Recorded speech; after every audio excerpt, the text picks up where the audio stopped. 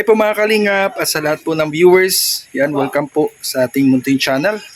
So ngayong vlog na ito ay natasan po tayo.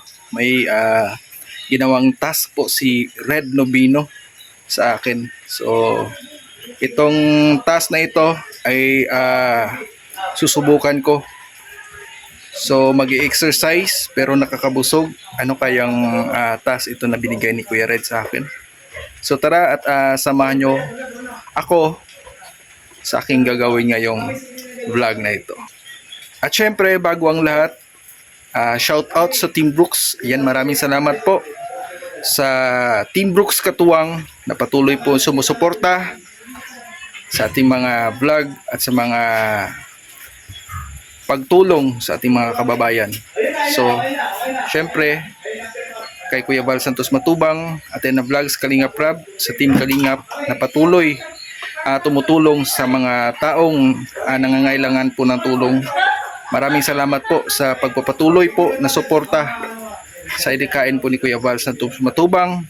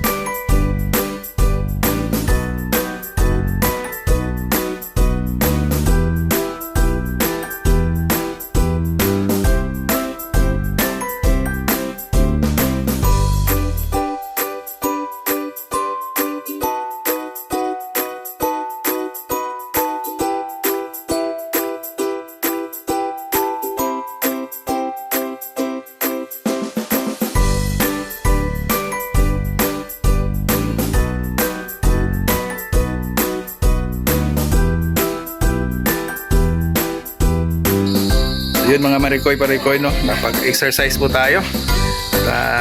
Hindi talaga basta-basta pala itong lutong gabi ang ginataan. So kailangan mo talagang tiyagaan, no?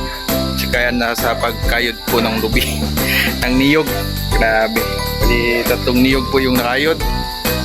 At mamaya ay siguradong pagkaluto niyan ay masarap, no? Ganito lang yung buhay probinsya mga kalingap. Dito po sa Camarines Norte. Dito po sa buhan po ni Alim yun. So inantay ko lang si Pading Red, kasi siya yung may alam. Hindi kasi ako marunong magluto. Baka pag ako magluto at hindi ako marunong, baka makati yung pagluto at hindi na makain, sayang lang. So ibibigay natin sa expert talaga na magluto para lalong masarap at masarap kainin. So yun, maraming salamat. At mamaya ay antayin natin si Pading Red. So siya magluluto. Yan, nandito na si chef. Maraming chef dito, pero ngayong araw na ito si Kuya Red Noveno ang magluluto. Bali ano na to? Second shift. Second shift. Ang hapon. Ay, may natira pa palang adobo. Wow! Tama yan. Sakto yan sa lulutuin mo na, anong tawag nito? Laing. Laing. Ay, grabe. Talagang probinsya na probinsya talaga. Si Kuya Red lang kasi nakakaalam na magluto ng laing ay. Sa akin puro lang pritong isda, pritong itlog. So ayan, no. Shifting kasi dito, shifting. Shifting sa gabi si Kuya Red. Sa tanghali ako. Kami ni Rhea. Sa umaga si Burox, si Kuya Brooks. Moto yun, no? O 3 buo yan. Talagang napa-exercise ako pa di. Ay, Ibang exercise talaga. Kasi sa gym, syempre may yan, monthly. Dito ang exercise dito. Persado, no? Persado pero nakakabusog. Ay, kinakain mo. Nakakabusog. Kasi sapal ay. Matamis. Masarap din pala, matamis. Ito yung kakanggutan. Yan, ganito lang kami dito mga kalingap. Shifting. Ayan, o. Kumot-kumot na. Kumot na. Ano yung maliit? Gamay na. Gamay ang kamot. Kumot-kumot na sa gamay ang kamot. Kumot. Gamay kamot. Pero masipag. Parang bigas. Oo,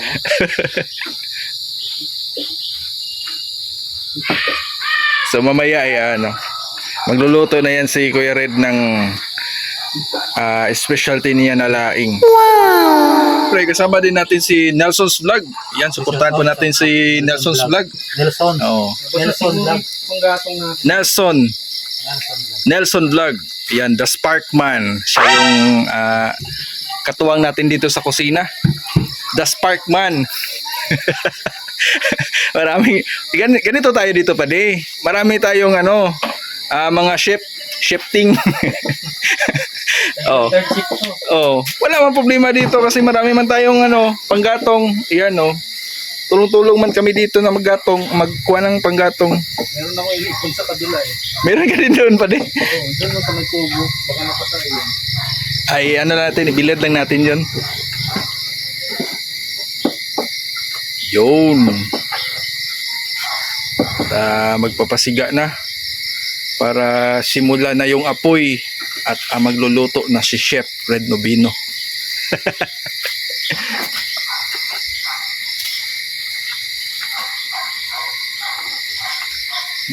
Mas maganda talaga may katuwang sama-sama. Ubus yung pwede ko Kuya Brooks.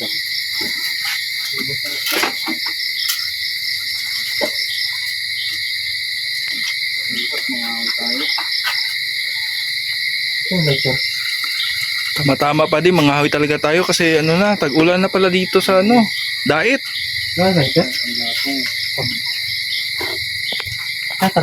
Ito yung Sparkman nga walang lighter. Diyan na. Ay, nandito na pala.